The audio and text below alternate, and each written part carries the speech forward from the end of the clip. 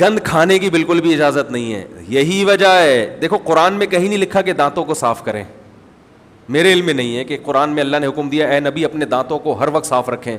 لیکن جب رسول اللہ صلی اللہ علیہ وسلم نے جان لیا کہ اللہ کپڑوں میں گندگی برداشت نہیں کر رہے, تو باڈی میں کیسے ہوگی؟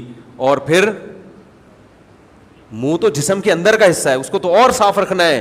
اتنی کثرت سے مسواک, اتنی کثرت سے, سونے سے پہلے مسواک, صبح اٹھتے ہی سب سے پہلا کام کیا ہے؟ مسواک. ہر وقت رسول اللہ صلی اللہ علیہ وسلم کے دانت چمک رہے ہوتے تھے. جسم کی صفائی کا اتنا خیال کیا. پہلے زمانے میں کرتے نہیں ہوتے تھے, غربت تھی, ایک چادر اوڑھ لی. جب بھی آپ صلی اللہ علیہ وسلم کوئی بہت اہم دعا کے لیے ہاتھ اٹھاتے ہیں نا خطبے کے دوران, تو صحابہ کہتے ہیں کہ حتی یرا بیاض ابطیہ, کہ ہم نبی صلی اللہ علیہ وسلم کی بغل کی سفیدی دیکھ لیتے تھے.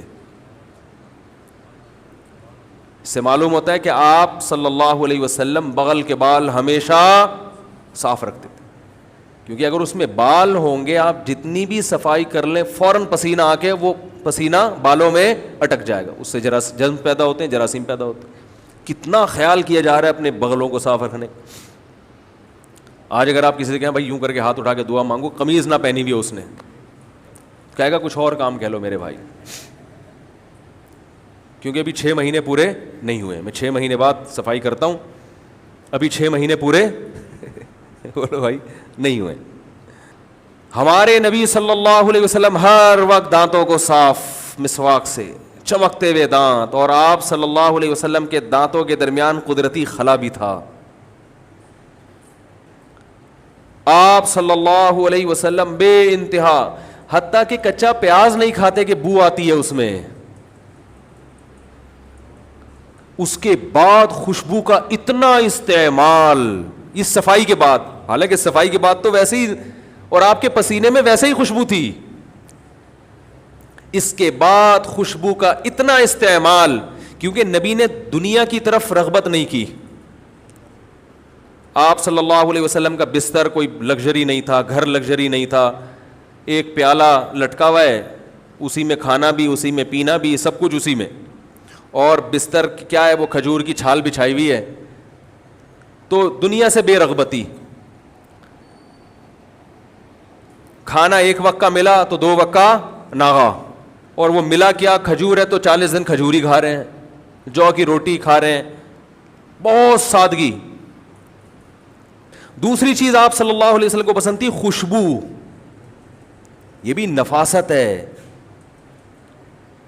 کہ بدبو بالکل بھی نہیں ہے, پسینے میں بدبو نہیں ہے.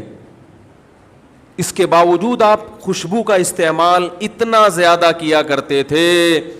انس بن مالک کہتے ہیں کہ ہمیں رسول اللہ صلی اللہ علیہ وسلم کے گھر سے نکلنے کا علم خوشبو کے جھونکوں سے ہوتا تھا.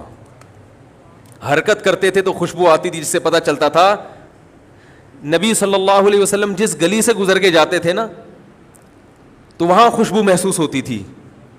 صحابہ کہتے ہیں ہمیں اندازہ ہو جایا کرتا تھا کہ آپ صلی اللہ علیہ وسلم یہاں سے گزرے. یہ نفاست تھی محمد صلی اللہ علیہ وسلم کی, بہترین خوشبو کا استعمال, اور اتنا جسم صاف, دانت صاف. اور آپ صلی اللہ علیہ وسلم صحابہ کو سکھا رہے ہیں صبح اٹھتے ہی بالٹی میں ہاتھ مت ڈالو, ہو سکتا ہے ہاتھ گندا ہو تمہارا اور وہ پانی خراب ہو جائے. اتنی چیزیں سکھائی جا رہی ہیں.